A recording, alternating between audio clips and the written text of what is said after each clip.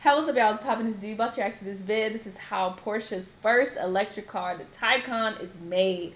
The making of. Okay, so this video will also double as a car review. On Instagram, I showed my Taycan, and a lot of people were asking me to do like a car tour and to show my car and go into detail. I don't want to do all that.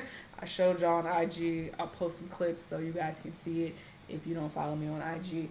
But I will just give you guys my review and what I think about the car. I've had it since late February, or maybe early March. So yeah, I've had it for a while, so I'll give you guys my take on it. And yeah, we're going to see how these vehicles are made. Let's watch. This is for all my car people out there who are into cars. I'm actually not even into cars like that, honestly, but I have a mild interest. This is Porsche's first all-electric vehicle, the Taycan. It's unmistakably Porsche. Aluminum and steel, shaped into the downward-sloping roofline and pronounced shoulders of the wings that are the manufacturer's signature. But under the bodywork, there's a new element. An electric heart. For Porsche to strike a balance between electric efficiency and performance, they wielded unique manufacturing techniques and components, like a battery case fully integrated into the structure of the car, and two electric machines, one on each axle to power the front and rear wheels, making the Taycan all-wheel drive. This is how the Porsche Taycan is made. This is the body shop. Inside, machines perform an intricate dance choreographed by humans to make the all-aluminum outer shell to the Taycan's body. The Taycan's body, as you see it, mainly consists of steel and aluminum. Here, robots attach the side panel to the body.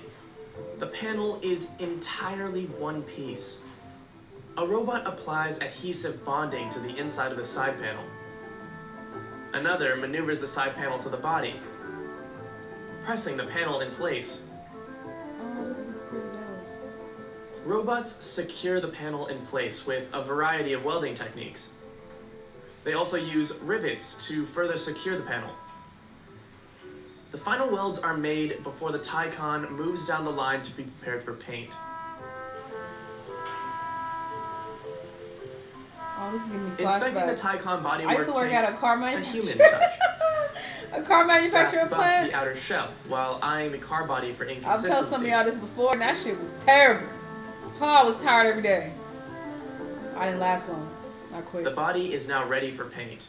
The Taycan arrives upstairs at the process areas. Here, the dipping baths await. The Taycan plunges into a bath of water-based, electrically conductive paint. It receives exposure to an electrical field, causing the paint to deposit on the body. Oh, wow. Further down the line, the Taycan will reach the body dryer, where Porsche subjects it to direct heating. Firing the paint forms a highly uniform, closed paint surface. This electromagnetic paint method is called cathodic dip painting, or CDP, and it's highly resistant to corrosion. Before the Taycan moves on to the next step, robots buff the body. Next, the Taycan arrives at the paint booths. Here, robots evenly apply multiple coats of paint, giving the Taycan a finish that protects and beautifies. Multiple coats of paint are applied. The car moves downstairs to the manual workstations where employees carefully check the paint for imperfections. Oh, that shit clean. We'll see the painted Taycan bodies again soon. But for now, on to component manufacturing. We've arrived at the plant Porsche uses to produce electric motors and components. A special feature of the Taycan's electric motors is the hairpin winding. In this process, the solenoid coils of the stator consist of rectangular wires instead of round ones. The manufacturing process of hairpin technology is complex, but simply put, it allows the wires to be packed more densely. This means that in the same amount of space of a conventional stator, Porsche engineers were able to squeeze out more power and torque. Other components are assembled here, including the gears and axles. Together, These make the drive units of the Taycan. The components are sent to final assembly, where they will finally be put together. Painted bodies, electric drives, and components find their way to the production space for final assembly. At this part of the manufacturing process, ergonomics is key. Hydraulic arms and lifts tilt, raise, and pivot the Taycan into place so employees can easily access their workspace. A hydraulic arm helps navigate a heavy dash into place at the front of the Taycan. Assembly uses a similar system to introduce seats to their new homes. This is something similar to what we have. The Taycan Turbo S and Taycan Turbo have two electric motors, one on the front axle and one on the rear axle, thus making the cars all-wheel drive.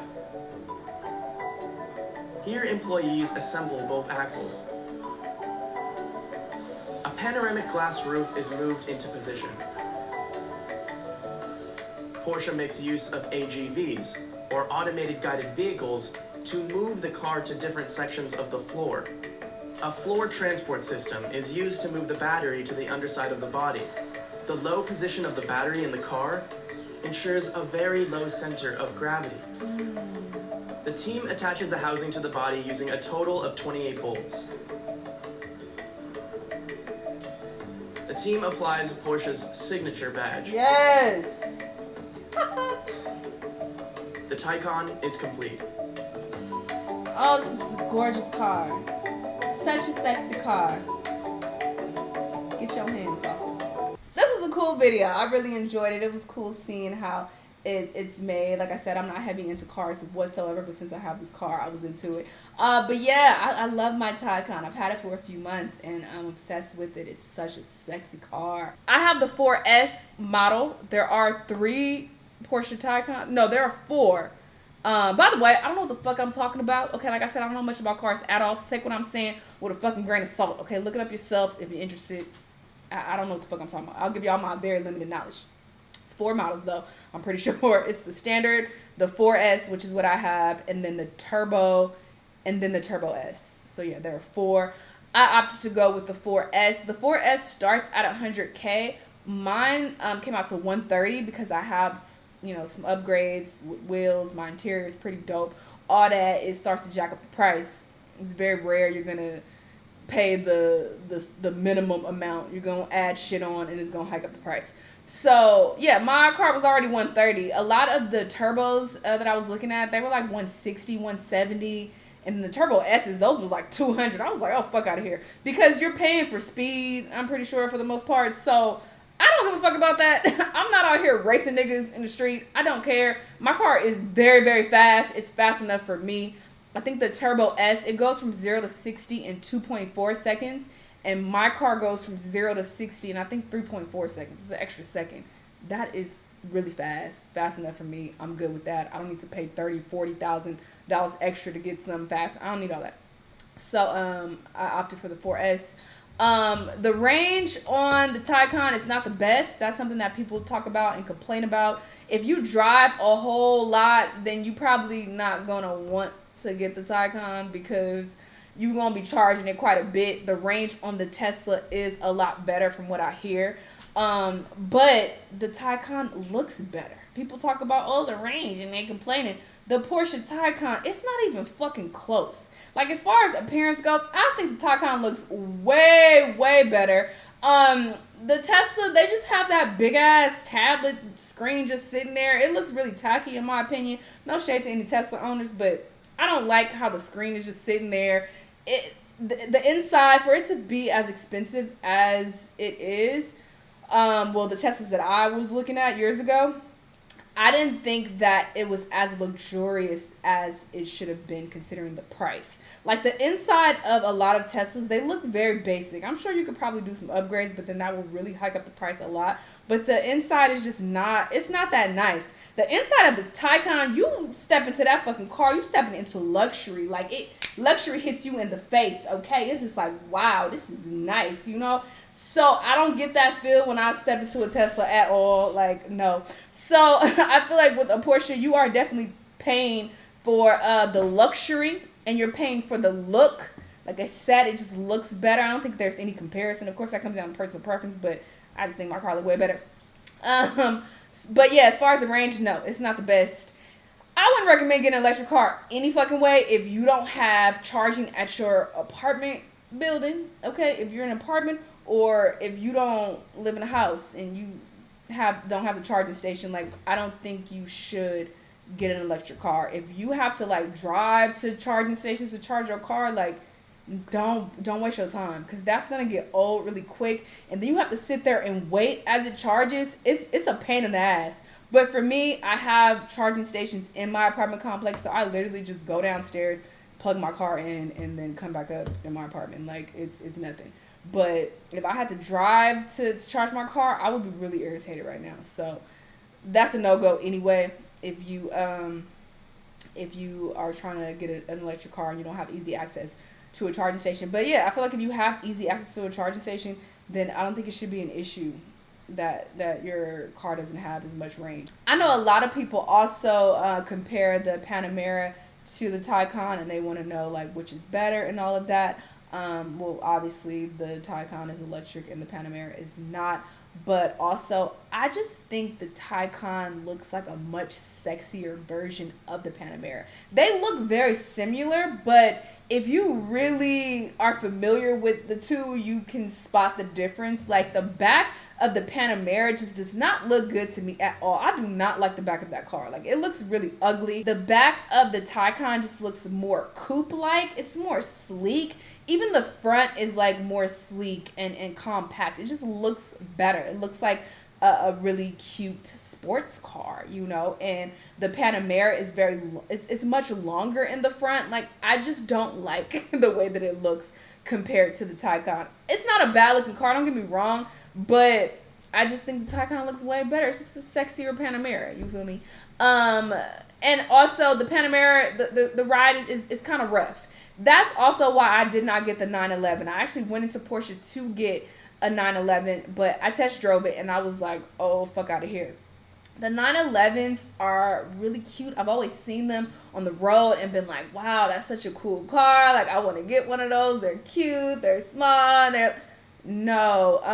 They ride really rough. Like, I don't like that at all. And obviously it's going to ride rough because it's a sports car, but the drive is just so bumpy and uncomfortable. I don't like it. Even the guy at the Porsche dealership was telling me that he doesn't personally think that 911s are like day-to-day commuter cars. He says that a lot of their clients, that's like their second car, their third car even, where they play in when they, you know, want to look cool and they love 911, they want to show off.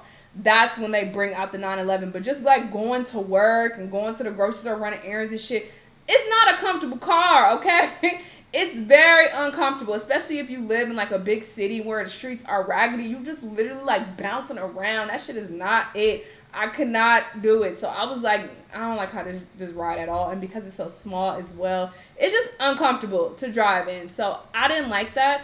And also they were back ordered, so I would have to wait months to get one anyway. So I was like, this is a fucking no. So then I was test driving the Panamera. The Panamera ride is kind of rough as well. But it's definitely better than 911. But the Taycan, smoother than all those cars. And because it's electric, it makes sense that it would be smoother. But the ride is smooth. It's nowhere near as smooth as my last car. I had an Audi A6. That car drove like, it was like butter. Like, it was like I was driving on a cloud. That car was so fucking smooth. I love that car. That car got totaled, by the way. If you're not familiar, that's why I ended up getting a Porsche. Because somebody totaled my fucking car. They ran into me. But anyway. So, it's nowhere near as smooth as that. But the Taycan is still pretty smooth. I feel like for a sports car, it's pretty smooth. So, I fuck with that. They have like the little imitation electric noise. Or not electric noise. What is it called? It's like a imitation sports car noise. So it like mimics the sound of an engine if you want your car to sound loud. I never use it, but I thought that was a dope feature. It's a lot of cool features. Like, if you just look up some YouTube videos, you'll see like it's so many features that you can customize. It's actually overwhelming, actually.